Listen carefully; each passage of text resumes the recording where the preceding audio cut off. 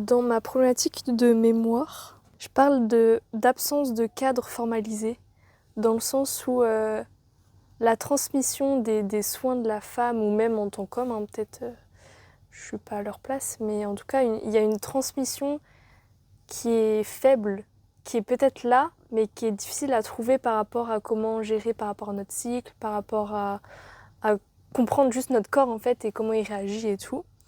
Donc je me dis, est-ce que tu as eu des cadres, des expériences, des personnes, des outils, je sais pas, qui t'ont permis d'avoir une bonne transmission dans ces domaines-là, quoi. Dans quel domaine du coup ? Prendre soin de son corps en tant En que tant que femme. femme. Oh là là. Ah oui. T'aurais dû m'envoyer la question à l'avance. Mais du coup, rien que la question en elle-même, elle est compliquée parce que je pense qu'elle est... Elle est très claire. Elle Ouais, est très claire et elle est très intéressante. Mais à répondre, c'est tellement pas présent, C'est un peu abstrait. Ouais. Enfin, c'est un peu, oui, faut aller fouiller en fait, faut y Ouais. réfléchir. Parce que je pense qu'il y a plein de différentes choses à différents endroits, dans différents domaines. Mais je dirais que d'abord, j'ai eu la chance de grandir dans une famille scientifique avec des parents qui n'avaient pas peur de nommer les choses. Enfin, j'ai eu une éducation une éducation sexuelle, enfin au moins en tout cas sur le fonctionnement du corps, très clair et sincère dès le départ. On m'a expliqué ce que c'était que les règles, comment ça fonctionnait, comment le corps fabriquait un bébé, tout ça. Dès que j'ai posé la question, donc, et puis en nommant les choses telles qu'elles sont nommées. J'ai eu du coup des fondations très claires et c'était pratique, quoi. Ça, du coup, c'est plutôt une question assez générale, hein, qui n'est pas trop en lien avec ma pratique, hein, qui est plus en lien avec comment moi j'ai eu accès aux questions de santé en tant que femme, aux questions de santé spécifiques à la femme, c'est ça, hein. Je suis née en 90, donc j'ai grandi à une époque où on n'avait pas, en tant qu'adolescente, les réseaux sociaux, donc on n'avait pas du tout les ressources que les adolescentes ont aujourd'hui. Ça fait vraiment chelou pour moi de dire ça, genre ça y est, je fais partie des vieilles.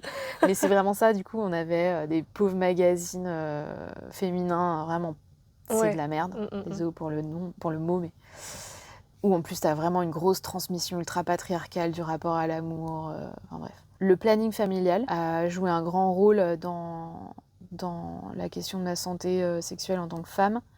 Parce que j'ai appris très très tôt que ça existait. Je savais pas à l'époque que c'était une association féministe qui s'était battue pour obtenir des droits pour les femmes et des droits pour la santé sexuelle des hommes et des femmes depuis les années 70. Quand j'ai connu le planning familial, c'était vraiment parce que c'était un endroit gratuit qui délivrait des services d'éducation et d'accès à la contraception, à l'IVG et tout ça. J'ai appris plus tard que c'était une association militante. En tout cas, bref, on m'a dit, là, tu peux y aller pour poser des questions, tu peux y aller pour te faire prescrire la pilule, pour te faire avorter si tu as besoin d'avorter, etc. Et ça, très très tôt, à 14 ans, j'ai su ça. Pour moi, j'ai eu vraiment accès à ces questions-là et j'ai pas eu de problème d'obscurantisme en fait sur l'information dont j'avais besoin au niveau de ma santé spécifique en tant que femme. Voilà. Par contre, c'est au niveau affectif, relationnel, émotionnel que là on avait très peu de ressources et qu'on était complètement sujette vraiment au système ultra patriarcal, pas très peu remis en question à cette époque-là. Donc là, par contre, moi, quand j'y repense, j'en ai vraiment une image de la tête dans la terre, quoi, à cette époque-là. Donc je suis hyper contente que ça ait évolué par rapport à ça, au niveau des ressources, des communautés qui créent du lien entre les personnes, qui permettent d'échanger sur leurs expériences et d'apprendre beaucoup de choses. Ce qu'on n'avait pas du tout à l'époque et où il y avait beaucoup de tabous, beaucoup de silence, même entre femmes et tout. Alors bizarre, c'est pas le mot, mais la première chose qu'on pense, c'était la santé sexuelle. Ouais. La première chose pour une femme, pour comprendre son corps, c'est la santé sexuelle. Ouais. Et je trouve ça fou qu'on parle d'abord de santé sexuelle et non de comprendre l'aspect, genre comment il fonctionne mon corps, qu'à tel moment je suis en règle, après je suis en phase ovulatoire, machin, machin. Carrément, c'est hyper Tu vois? intéressant de remarquer ça. Parce Pour que même moi, aujourd'hui en soi, bah oui, oui, carrément, mais en bien fait. sûr. Pour moi, les explications que j'y mets personnellement, c'est que à la fois les corps humains sont sexués, ils ont une reproduction qui est sexuelle, donc c'est-à-dire que du coup il y a deux sexes, il y a des espèces où il y en a plus ou moins d'ailleurs. Nous on en a deux, féminin, masculin. Et donc quand on parle d'hommes et de femmes, on a tendance à penser à la différenciation sexuelle entre les genres. Et donc, ce qui est spécifique à l'homme ou à la femme, du coup, à ramener ça à l'aspect sexuel, quoi. Ou sexué, en tout cas. Et donc, ouais, du coup, tout ce qui est reproduction, machin. Et après, il y a aussi le fait que, oui, carrément, dans... Je parle encore du patriarcat, mais on est dans cette société où les genres masculins et féminins ont des rôles qui leur sont assignés, et celui de la femme, il est très très lié à la sexualité. Ouais. Donc c'est clair que j'imagine que ça joue dans le fait qu'on pense à ça quand on pense à la santé de la femme, parce que c'est ce qui... Je pense que si tu regardes en fait l'histoire de la santé féminine, de la médecine liée à la femme, la question de la sexualité, elle est hyper présente à mon avis. Et puis voilà, si tu regardes en plus le fait que toutes les études, enfin énormément d'études sont faites sur les hommes et ensuite appliquées sur les femmes, alors que c'est pas toujours juste. Mais oui, en effet, c'est vrai qu'on pourrait se poser la question de ce qui nous rassemble plutôt que de ce qui nous sépare, hommes-femmes. Si on reste bien sûr dans ces trucs de genre-là, parce qu'après il y a bien évidemment au niveau social les personnes à genre, les personnes non-binaires et tout ça, donc c'est important. Mais si on considère voilà, hommes-femmes séparément, il y a des choses qui nous rassemblent sur justement comment on fonctionne, quel est le lien entre notre corps et nos émotions, le fait qu'on soit un individu avant d'avoir une fonction reproductrice dans la société, et on pense pas à ça en premier. Et puis c'est sûr que j'ai beaucoup eu d'hommes amis dans ma vie qui s'intéressaient aussi à comment on fonctionnait en tant que corps féminin, parce qu'ils voulaient comprendre leurs copines ou leurs sœurs ou quoi. Et je trouve que ça devrait aussi nous rassembler en tant qu'hommes et femmes et juste parler librement et que ça soit pas tabou de parler de nos règles et de parler de là je suis pas bien parce que je suis en telle phase de mon cycle. Je sais pas, il y a beaucoup de femmes qui peut-être se restreignent à parler de ça alors que ça devrait être communiqué pour chaque personne qu'on côtoie, quoi. Carrément, le tabou des règles, il est encore hyper ancré, quoi. Et on est plein à dire qu'on est fatigué de cacher nos règles. Ouais. Et malgré tout, c'est dur de parler de nos règles. Et en plus, ce qui rend, je trouve, encore plus dur le fait de parler de nos règles, c'est que si on parle de nos règles à des personnes qui sont pas réglées, enfin qui n'ont et ne pourront jamais être réglées, on parle à des personnes qui, en général, ont très peu d'informations dessus, ou alors des infos erronées, beaucoup de préjugés, etc. Donc du coup, c'est dur d'en parler juste comme ça, comme un truc casual du quotidien, sans avoir besoin ou sentir qu'on a besoin de faire une conférence dessus pour qu'ils sachent en fait qu'il n'y a pas de que quoi on les parle, règles quoi. non plus. Ouais. Genre, exemple, quand j'étais en formation de coach muscu, j'étais donc majoritairement qu'avec des gars. On était 3 meufs et il y avait 10 gars, je crois, ou 11. Et un jour, j'arrive et puis je dis, voilà, aujourd'hui, je suis fatiguée, j'ai pas d'énergie. Et c'est pas parce que j'ai pas bien dormi et tout, c'est parce que c'était un moment de mon cycle. Je sentais que c'était lié à mon cycle qui, je t'ai dit tout à l'heure, ressemble à rien, mais je sens quand même qu'il y a, tu vois, des vagues, des fluctuations qui sont logiques, qui suivent une logique voilà, de cycle menstruel.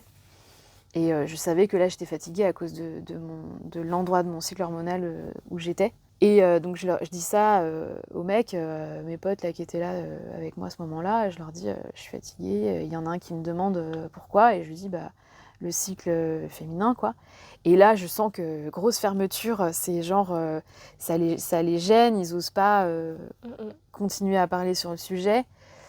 Et en fait, je sens, je sais plus exactement quelle était la réponse de la personne qui m'a posé la question, mais il m'a dit ah oui, oui, comme si en fait il avait compris qu'elle a ses règles. Parce que pour les personnes qui manquent d'informations là-dessus, et en particulier voilà, les mecs cis hétéros voilà, qui connaissent pas grand-chose à ça, dès qu'on dit qu'une femme est fatiguée parce qu'elle est à un moment de son cycle, pour eux c'est forcément c'est parce qu'elle a ses règles. Pour eux, le cycle féminin égale règle, quoi. Ouais. Alors qu'en fait, il y a plein d'autres phases du cycle féminin et que l'effet des hormones sur la femme se limite pas au moment des règles, en fait, pas du tout. Vraiment pas du tout. Ouais. Et du coup, pour moi, c'était naturel de dire que c'est hormonal. Mais genre, j'avais envie de leur dire, mais en fait, là, j'ai pas mes règles. Mais on s'en fout, en fait, j'avais pas besoin de leur dire. Mais j'ai senti que j'ai vu tout le manque d'informations qu'il y avait, en fait, chez les personnes qui étaient en face de moi à ce moment-là, devant moi. Et je trouvais ça dommage, en fait. Ouais. Et dommage de ne pas pouvoir aussi continuer la conversation sans que ça devienne un gros sujet et machin, mais juste que ce soit une discussion normale. Mais même pour moi, ça m'a fait... je vais boire aussi un coup parce que je suis en train de me détacher.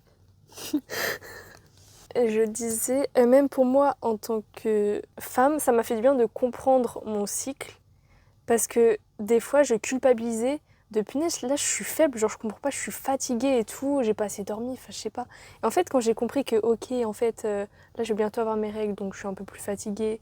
Ou là, je suis en période d'ovulation, du coup, mon corps, il doit avoir de l'énergie pour ovuler et tout. Et j'étais là, waouh, en fait, ok, j'ai tout compris. Et même mes changements, je sais pas, de digestif et tout, enfin, c'est fou. Grave. Que j'étais ok, en fait, je me comprends. Et j'ai moins, je culpabilise moins maintenant de me dire, ok, là, je vais juste me poser 1 heure. Juste, ok, me calmer 2 secondes et juste prendre soin de mon corps qui prenne son énergie juste pour vivre, quoi. Grave. C'est génial. Une fois que tu as compris, ça change tout. C'est incroyable. C'est un peu un super pouvoir, je trouve. Ouais. C'est comme, je sais plus sur quel sujet je disais ça tout à l'heure. Quand tu vas avec les choses et que tu n'essayes pas de les faire rentrer dans un programme, dans un tunnel, dans des cases, ça change tout parce que tu peux vraiment utiliser l'état dans lequel tu es à ce moment-là pour servir ton plus large projet en le mettant en adéquation avec ce que tu vas le mieux faire à ce moment-là dans cet état-là. Et du coup, le fait d'avoir conscience que cet état-là ne vient pas de ta propre flemme, ton propre échec personnel, ta propre incapacité, qui viendrait juste du fait que t'es nul ou que t'es pas capable. Le fait de comprendre que ça vient de ton corps et que c'est quelque chose qui est à aimer, tu vois, à accepter, à chérir, duquel prendre soin. Voilà, dès que tu comprends ça, t'alignes les choses complètement différemment et ça change tout. Et c'est incroyable. Je trouve que du coup, la flemme qu'on ressent, dire j'ai la flemme de faire ça, elle se transforme en ok, j'ai pas la flemme de faire ça, j'ai juste pas besoin et mon corps n'a pas envie de faire ça. Du coup, je vais faire autre chose, donc un autre sport peut-être ou d'autres étirements au lieu de m'attaquer, faire du cardio, faire des trucs de force et tout. Et je trouve qu'en faisant ça, tu deviens même plus performante à ton objectif principal. Complètement, parce que tu t'es écoutée et que tu as pu réagir et t'adapter rapidement pour venir aligner les choses les unes avec les autres de manière logique, adéquate, adaptée, quoi. Et donc tu perds pas de temps, tu perds pas d'énergie. Tu gaspilles pas un moment où tu avais prévu de faire tel training à continuer d'essayer de faire ce training et de pas y arriver, et d'être mauvaise et de galérer.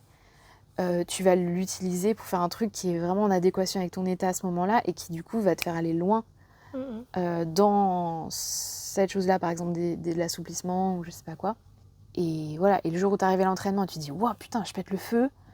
Ça y est, c'est le moment de faire ça. Donc vraiment, il y a un truc d'adaptation pour moi qui permet d'être méga performante. Et ça, les femmes qui parlent de la façon dont elles ont accepté leur corps aussi vieillissant, de la même manière qu'on s'adapte à notre cycle menstruel quand on l'a compris, quand on l'écoute, elles disent toutes que, la même chose, quoi. Elles disent toutes que ça leur a permis d'être performantes. Et c'est vrai que en t'entendant dire ça, ça m'a fait repenser à ce que j'ai dit sur mon éducation, sur l'éducation que j'ai reçue sur mon corps, en disant que voilà, j'avais toutes les clés en main. En fait, non, j'avais pas toutes les clés en main. On m'a expliqué quand même des choses de manière très détaillée. Mais ce qu'on m'a pas dit, c'est ça justement, c'est que il y a des moments où tu vas être méga fatigué, où tu vas pas croire en toi, où tu vas te sentir nul, où vraiment émotionnellement c'est dur. Et il y a des moments où machin, et ça va être lié à tes hormones. On m'a pas vraiment...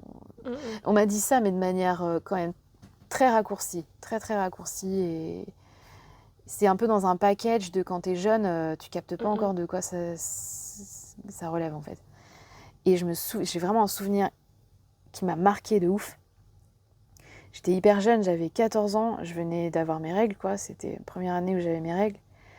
Et mon cousin était venu chez moi, chez mes parents, et on avait décidé de faire une balade dans le village. Donc c'est à flanc de montagne, donc ça grimpe de ouf.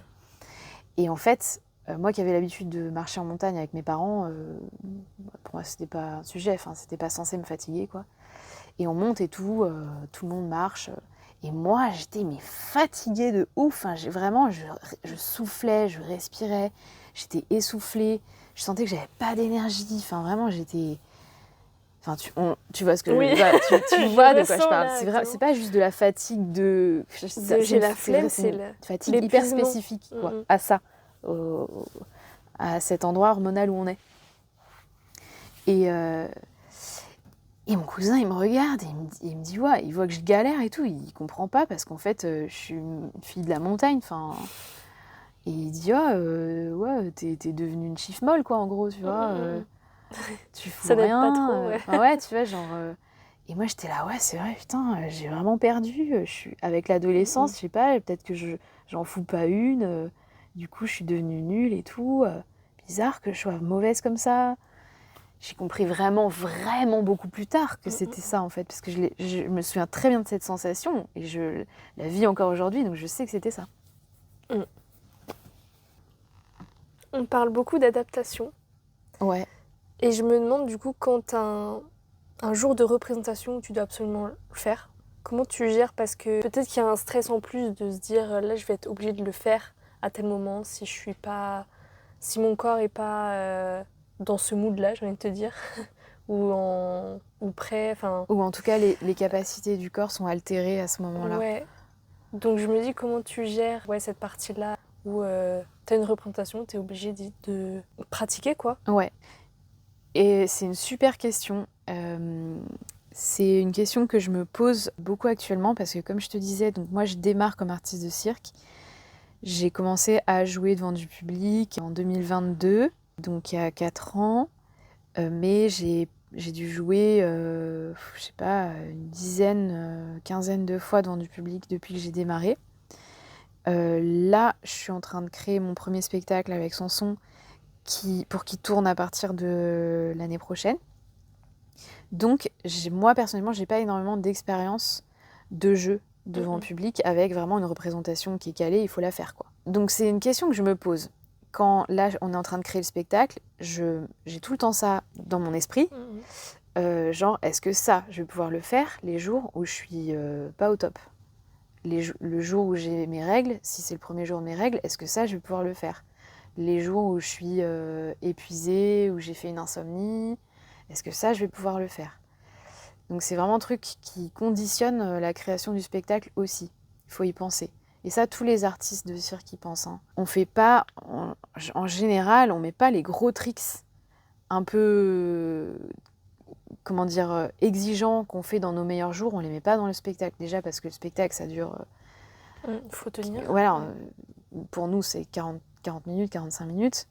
Donc physiquement, tu peux pas faire la même chose que quand tu fais un enchaînement de 1 minute avec des gros... T'envoies du gros steak en technique. Tu penses à ça. Et tu penses évidemment aux possibles conditions physiques dans lesquelles tu vas te retrouver.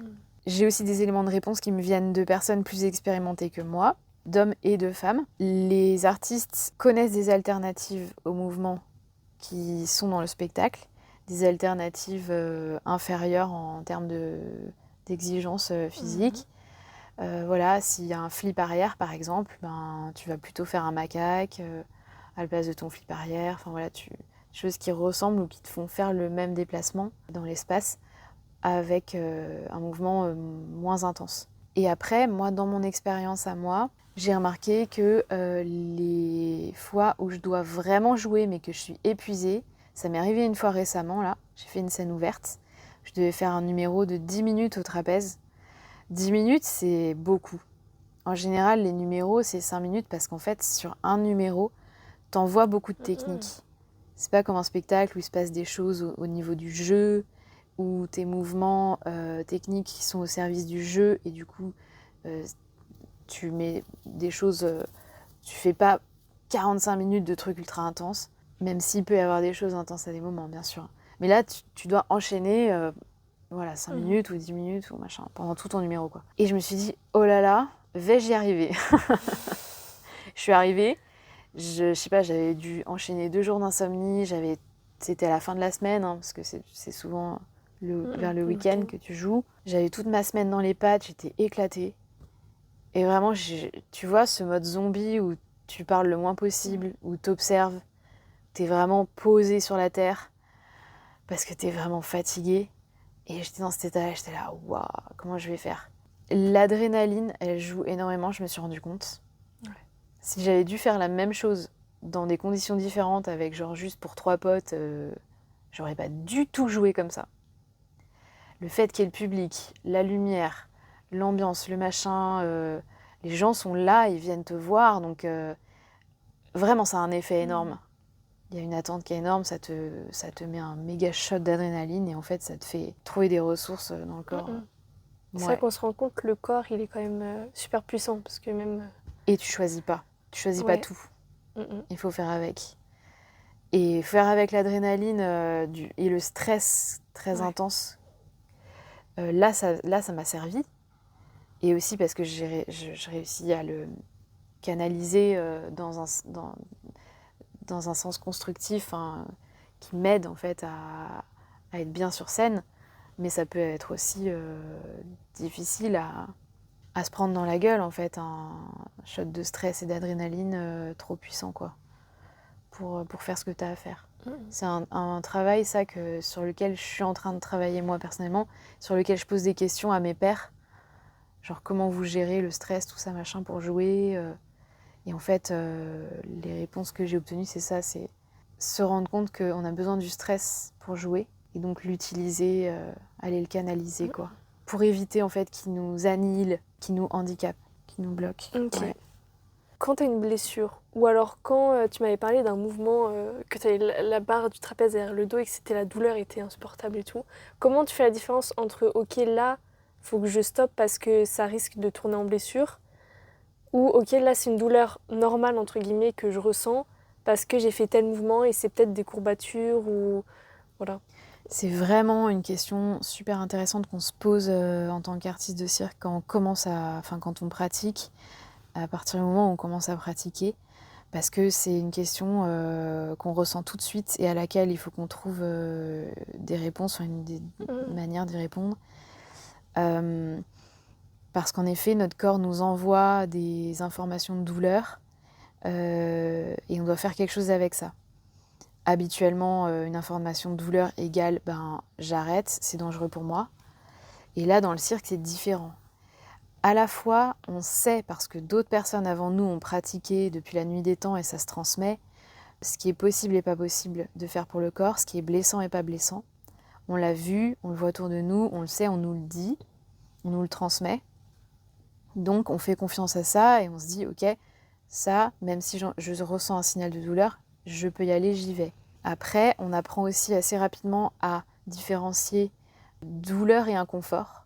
Parce que ça, c'est vraiment un truc qu'au départ, en tant que débutante, on ne différencie pas forcément l'inconfort et la douleur.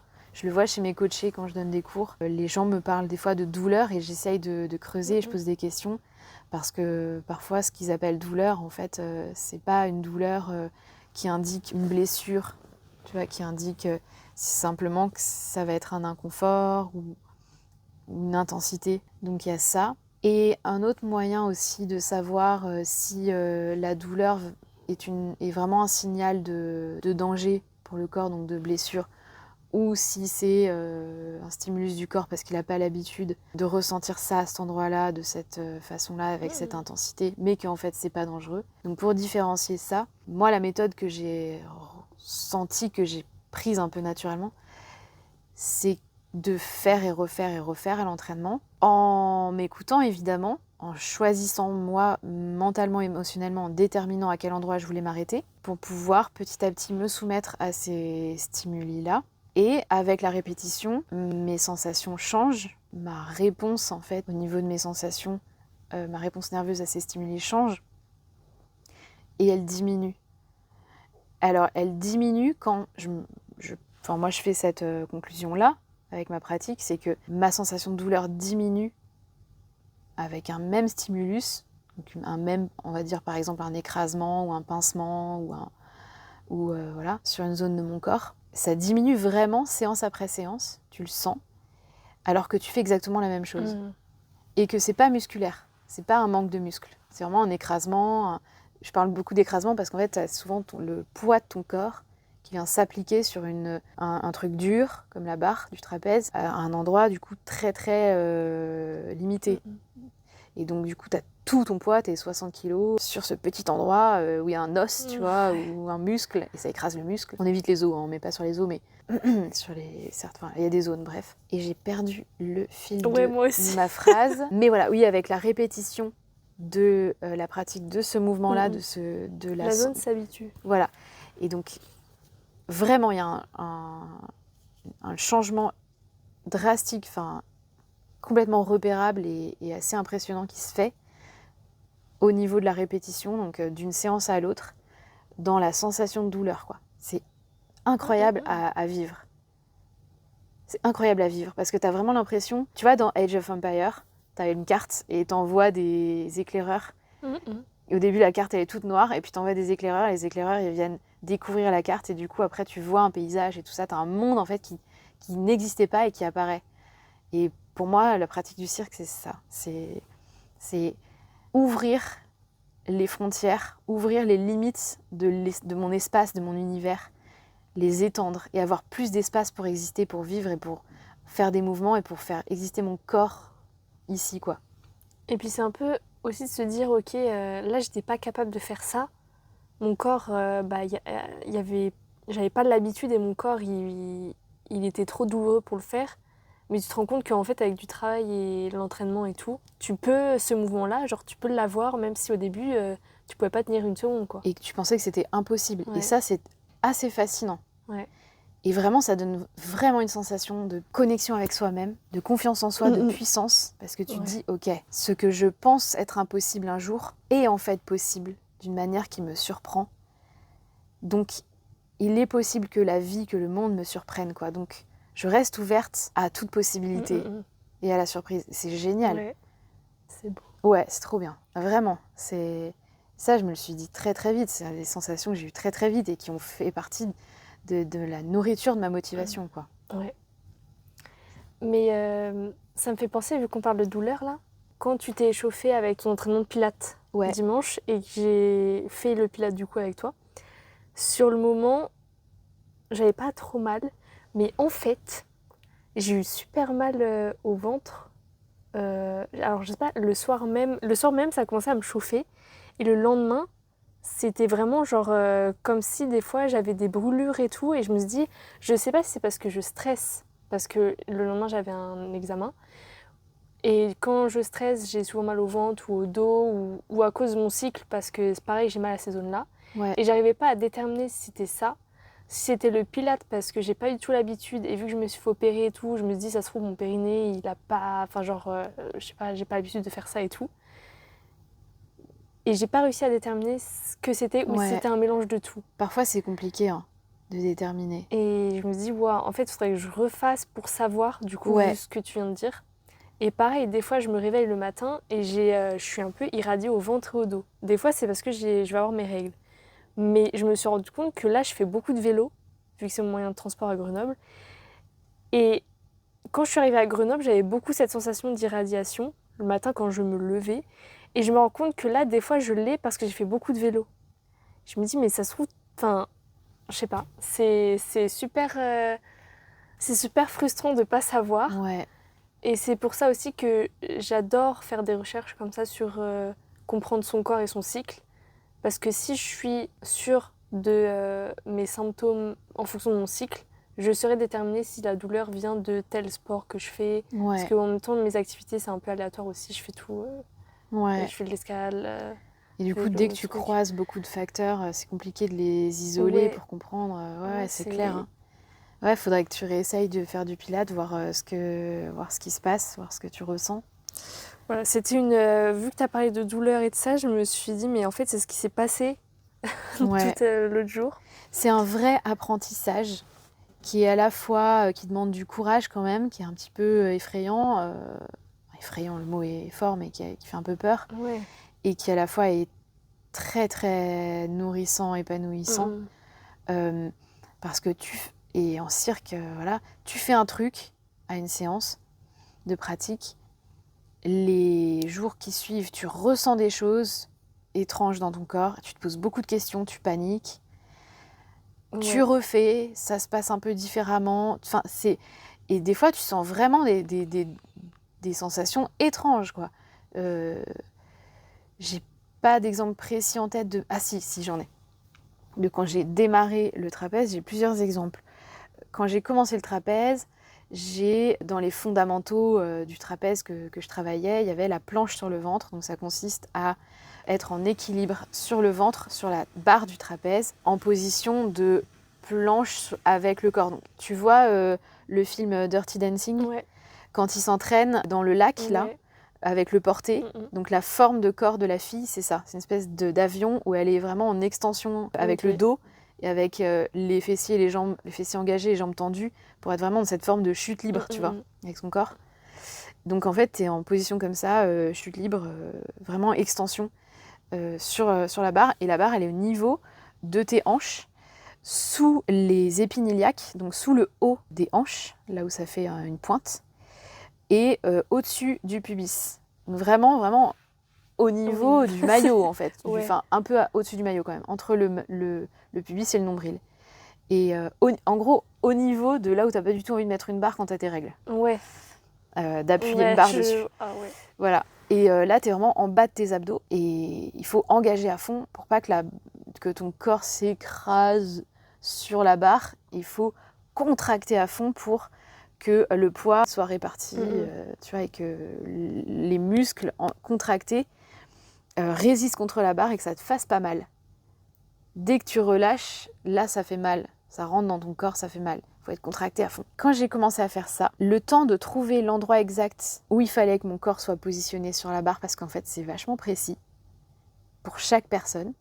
Et c'est un truc de sensation que tu dois trouver. Je me suis quand même écrasé la barre à plein d'endroits différents au niveau des hanches, et notamment le haut des cuisses, où tu as le droit fémoral, donc le quadriceps qui est à l'avant de la cuisse, les nerfs aussi qui passent, enfin tu as plein de trucs, tu as des tendons. Et en fait, je me suis quand même écrasé les nerfs qui passent à cet endroit-là, au niveau du haut de la cuisse, plein de fois, le temps d'apprendre cette planche. Et bah dans les premiers temps, pendant plusieurs semaines, j'avais perdu la sensation du toucher sur ma cuisse droite.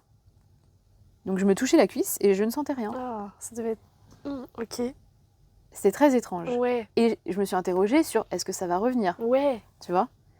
Et en même temps, j'étais tellement dans un truc d'obsession de ma pratique du trapèze, qui est vraiment récurrente chez quasiment tous les artistes de cirque, que j'étais en mode, si je retrouve plus la sensation sur ma cuisse droite, je m'en fous en fait. C'est pas très grave, j'en ai pas besoin, quoi. Enfin, c'est pas non plus, genre, tu me plantes pas un couteau dans la cuisse non plus, mais c'est juste, s'il y a une fourmi qui passe, je la sens pas, quoi. Donc il y a eu ça, et là, du coup, je me suis vraiment interrogée. Et j'étais quand même à l'écoute tout en continuant. En mode, ok, est-ce que ça diminue, est-ce que ça augmente, depuis quand, tout ça, machin. J'observe, mais je continue, prête à faire des choix, en fait, par rapport à ça. J'ai eu la même chose avec les doigts. J'ai eu, en fait, une sorte de tendinopathie de tous les doigts quand j'ai démarré le trapèze.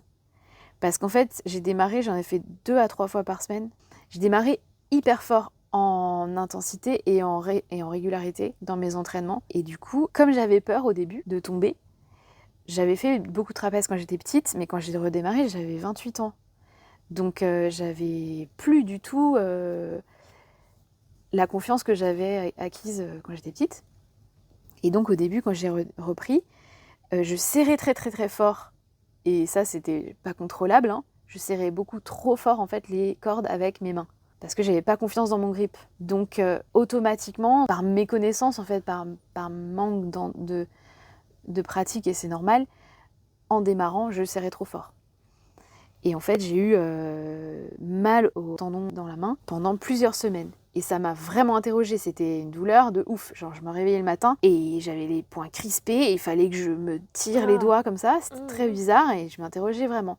Pareil, mon obsession du trapèze qui me disait « Ok, continue ». C'est passé magiquement tout d'un coup, au bout de quelques semaines. Mais ça a duré plusieurs semaines et ça m'a vraiment interrogée. J'ai posé des questions autour de moi. Les gens m'ont dit ouais, ça ressemble un peu à une tendinopathie, enfin une tendinite. Et j'ai pris le parti de ne pas aller voir de médecin et de voir si ça passait, même si c'était fort. Je recommande pas, mais c'est ce qui s'est passé. Et voilà, c'est ce truc-là en fait de... Tu découvres des douleurs que tu ne connaissais pas, enfin en tout cas des sensations douloureuses et ou qui ressemblent à de la douleur que tu ne connaissais pas et que tu apprivoises, auquel tu t'habitues et du coup ton rapport à cette sensation se transformant et ton corps aussi au niveau nerveux s'adaptant, s'accoutumant aux stimuli, la sensation elle-même change complètement, voire disparaît quoi. Désolée, je parle trop. Non. Okay. Non, mais parce que je réfléchis en même temps, c'est super dur après d'enchaîner avec des questions. Je sais pas le... Mais c'est la question de la douleur, c'est vraiment une question super intéressante en cirque parce que moi, c'est des questions qui m'intéressent beaucoup à poser aux autres artistes de cirque parce que pour moi, elle est spécifique à la pratique du cirque, même si évidemment la question de la douleur dans les autres sports, elle est aussi très importante, mais en cirque, il y a vraiment cet aspect aussi fakir, freak show, faire des trucs qui dérangent les gens aussi ou que les gens trouvent difficiles au sens de mise en danger du corps et de la personne, qui est spécifique au cirque et qui pour moi du coup fait partie de sa définition.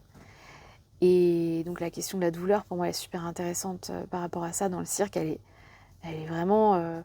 elle fait partie du cœur de la pratique des circassiens. Les circassiens qui font, en tout cas, qui font des aériens, c'est des masochistes. On est maso.